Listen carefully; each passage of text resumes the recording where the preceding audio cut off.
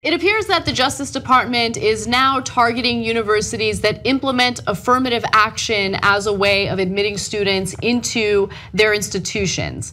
Now, this was a report by the Washington Post where they realized that there was an interesting government job listing for lawyers.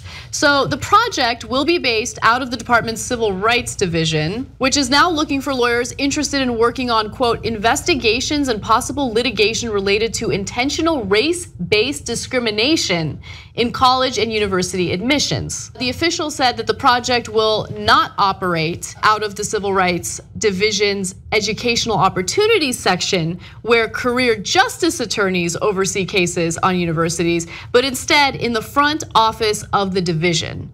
So they're not going to work with the experts that usually deal with civil rights issues within these institutions. They're going to go ahead and hire outside lawyers to come in and to essentially target universities that implement affirmative action. So I'm against affirmative action, so we'll have that conversation in a second. But understand why they're hiring those private contractors, because they're like career staffers that work in civil rights are not going to go and, in their opinion, hurt civil rights.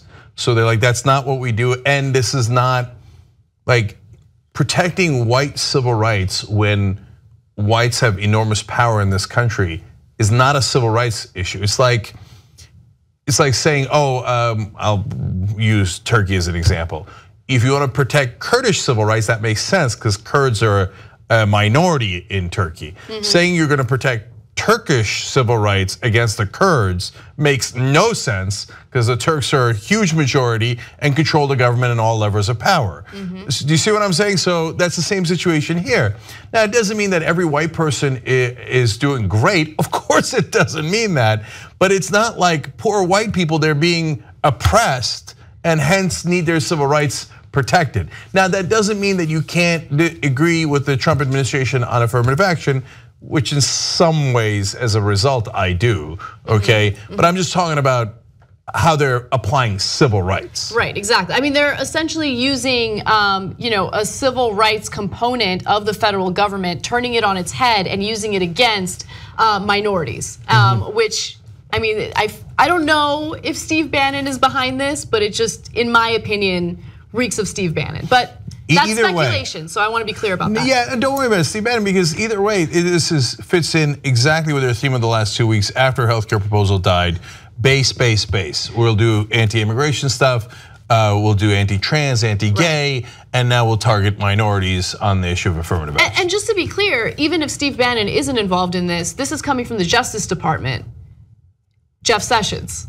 Yeah. So I think it's clear we know what the intentions are here. Now, two people familiar with the internal discussions at the Justice Department Civil Rights Division said that the move came after career staffers who specialize in education issues refused to work on the project out of concerns it was contrary to the office's long-running approach to civil rights and education opportunities. As a result, political leadership within the department decided to run the effort themselves, thus looking for outside lawyers to come in and fight this.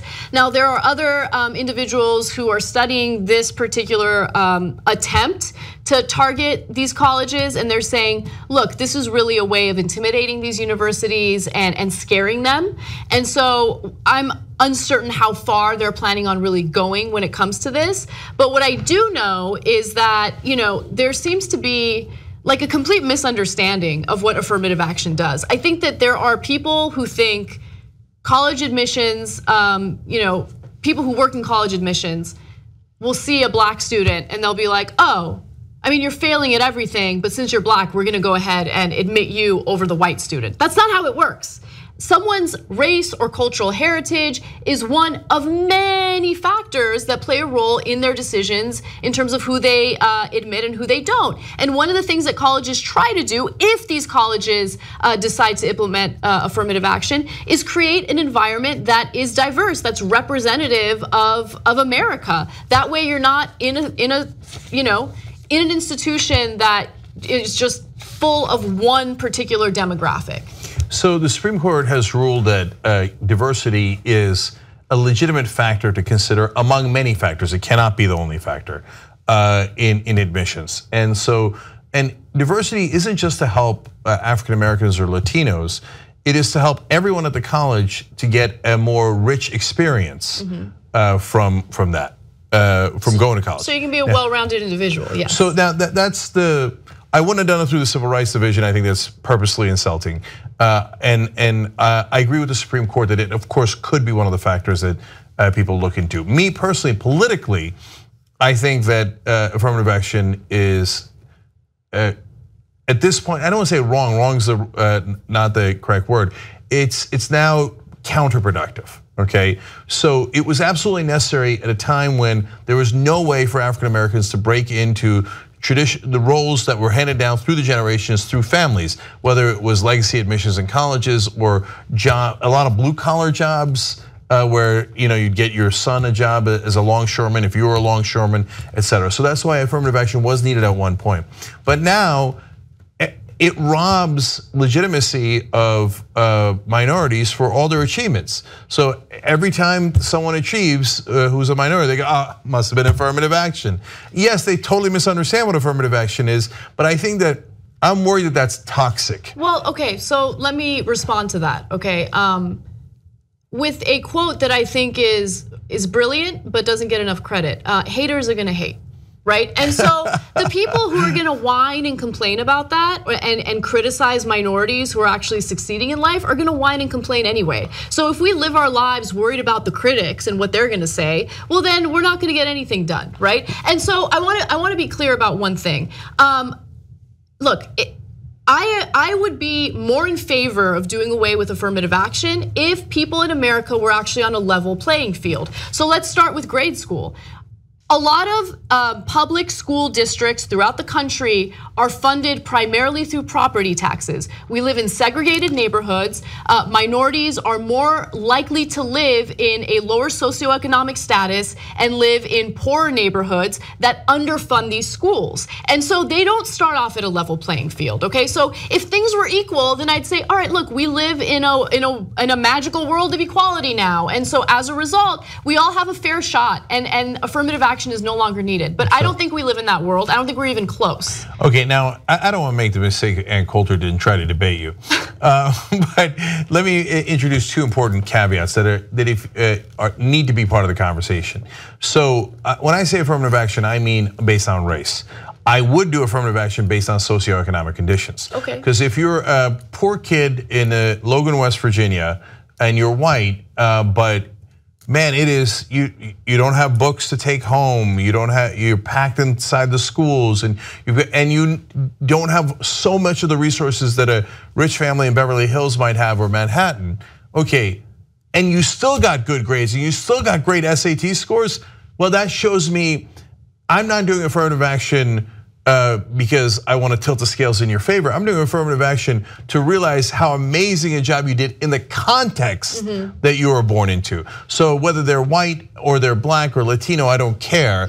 But I do care that if you've overcome tough socioeconomic positions, I think they should look at that. They'd be crazy not to look at that. I absolutely agree with you. And final point that I want to make, legacy admissions. Yeah, how about we talk about that, okay? Oh, so your daddy went to this university? I don't give a fuck, okay? That shouldn't be a reason why you get, white people never talk about that, right? Yes. You never hear them complain about that. To me, that's a bigger issue than affirmative action, right? Just because Papa went to this university doesn't mean that you get an easier opportunity getting into this school. Okay, let me tell you about how bad legacy admissions are. That was gonna be my second caveat. So at first, I used to think legacy admissions were a small percentage of the admissions. It turns out that's not true.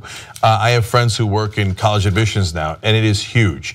So for example, I want my kids to go to the schools that I went to, but that's not fair that they get to have an advantage in applying to those schools because they happen to randomly be my kids as opposed to some poor kid in the middle of Kansas working his ass off, and he should get an equal shot. He should, and again, you should reward how well he did given his situation. And you want to know why colleges care so much about legacy admissions? This is amazing. It turns out the #1 indicator of whether you'll donate to a school is if 2 generations of your family went to that school. That's right. Because it's all about the money, Lebowski. So that's why, but yet in these conversations about affirmative action, legacy admissions never come up. And that's grossly unfair. And that's not based on someone has a disadvantage or not a disadvantage. That's if you have an advantage, they give you a bigger advantage. So be intellectually honest about this, and then we can have a legitimate conversation that I'm hoping we have on the issue of affirmative action. And finally, on affirmative action, I want you to know what the real effects are. So California ended affirmative action. So the jury's in. They ended it in the mid-1990s. And so minority enrollment did go down for African Americans and Latinos. As an example, at UCLA, Hispanic enrollment had peaked at 16.1% in 1995 and went down to 12.5% by just 2000. So they lost 4% there, but in that of 16%, that's obviously a significant percentage. But you wanna know the most interesting part? The thing that went down the most was white enrollment. It went, for example, at the University of California, San Diego, in 1990, white enrollment was 57%. By 2005, it had dropped to 33%, from 57 to 33. You wanna know why? If the whites, blacks, and Latinos dropped, well, who's taking all the positions? Asians. So it is true that affirmative action discriminates against Asians. It does. But the number one benefactor, especially in raw numbers from affirmative action, is white Americans. So I don't know if that's why the Supreme Court turned around and was like, you know what, affirmative action, not so bad, because earlier they had ruled against it. Maybe they saw these numbers and they're like, wait, yeah. Let's bring back affirmative action, because apparently white folks really, really need it. So if you're all I'm saying is be careful what you wish for.